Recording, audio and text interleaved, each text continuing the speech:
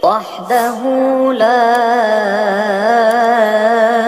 syarika lah. Demi kemerdekaan, berapa banyak darah habaib tercecerkan demi merdekanya Indonesia. Baca itu sejarah. Berapa banyak habaib yang mati demi NKRI.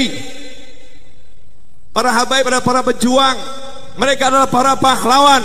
Mereka orang-orang yang mulia. Mereka orang-orang yang gak takut apapun. Mereka orang-orang yang gak butuh apapun. Jangan lupakan jasa mereka. Mereka adalah yang menyebabkan bumi ini menjadi aman. Bumi ini menjadi aman kalau mereka itu ada di bumi ini. Karena wujudnya mereka, adanya mereka, bumi ini aman. Mestinya udah gempa 20 skala Richter di kampung itu, kok ada Habib nggak jadi itu. Betul tak betul? Betul tak betul? Mestinya udah porak-poranda di kampung itu, kok ada Habib nggak jadi itu. Ada bempernya, dikurangin sama Allah tekanannya, suhunya dikurangin. Makanya kalau bangsa ini mau aman, kampung kita mau aman, kota kita mau aman, jangan jauhi habaib. Jangan musuhin anak cucu Nabi. Jangan jauh-jauh dari keluarga Rasulullah SAW. Begitu keluarga Rasulullah dijauhkan, disingkirkan, dimusuhin, tunggu saja. Tunggu saja, saatnya akan tiba. Bukan manusia yang bekerja, tapi langit yang bekerja. Bisa nolong. Jadi kalau udah Habibnya nggak dihargain, nanti jenengan punya kiai-kiainya nggak dihargain, tunggu saja, bangsa ini akan gonjang-ganjing, bangsa ini akan buruk, bangsa ini akan rusak. Kenapa? Masyarakatnya nggak hormat kepada orang-orang yang dicintai Allah Subhanahu wa ta'ala. Alhamdulillah itu belum terjadi dan semoga tidak pernah terjadi. Coba kita lihat nih, dari dulu orang diajarin cinta sama habaib. Itu pelajaran wajib.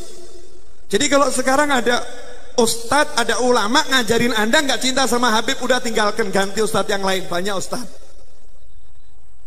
Agak bodoh nggak apa-apa. Bodoh tapi cinta Habib tuh pinter. Pinter nggak cinta Habib berarti bodoh. Gampang loh. Loh nggak enak yang ngomong Habib, nggak enak toh. Masuk Habib ngomong begini. Lah karena yang lain nggak mau ngomong, yang lain nggak mau jelasin, ini wajib dijelaskan. Coba buka sejarah di negeri ini. Siapapun kiainya kalau hormat sama habaib barokah, subhanallah. Dan gak mungkin derajatnya semakin rendah, semakin dimuliakan, semakin disebut-sebut. Gak mungkin dilupakan. Kenapa? Karena sifatnya anak cucu Rasulullah SAW tidak pernah pengen menonjolkan diri, dan tidak pernah pengen melupakan jasa orang lain, dan tidak pernah pengen muliakan, tidak pernah pengen dihormati. Makan yo bareng, tidur yo seadanya. Tuh contoh tuh Habib tuh di pojok tuh. Ini sederhana, nyantai, nggak ada Habib minta dipuji, dimuliakan, nggak ada. Itu fitnah. Orang-orang yang gak suka ngomong Habib tuh minta dimuliakan, Habib minta disanjung, Habib minta dipuji. Kamu salah milih Habib, atau kamu salah lihat Habib. Belum tentu orang itu Habib, belum tentu. Tanya dulu nasabnya bener atau enggak.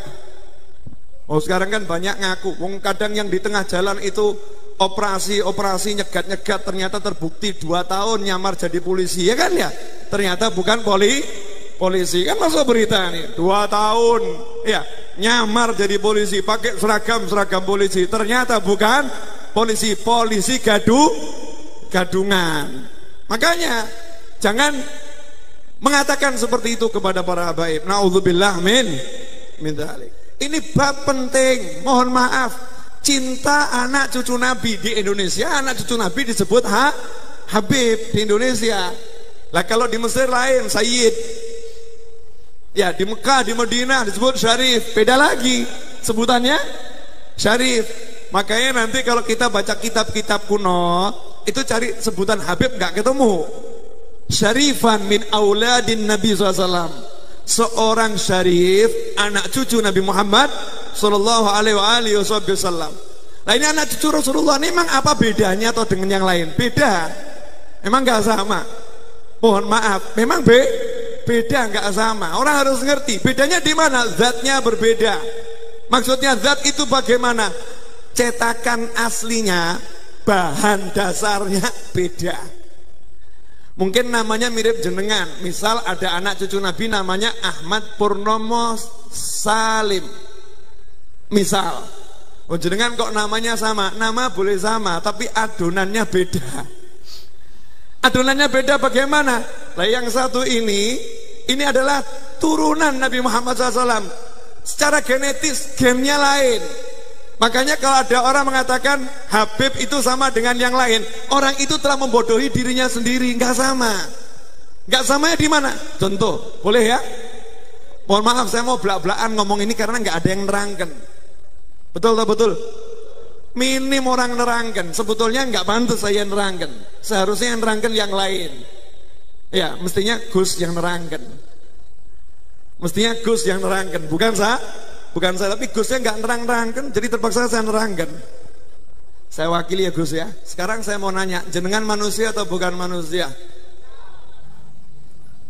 Halo. Jenengan manusia atau bukan manusia? Manusia. Ada seorang kiai,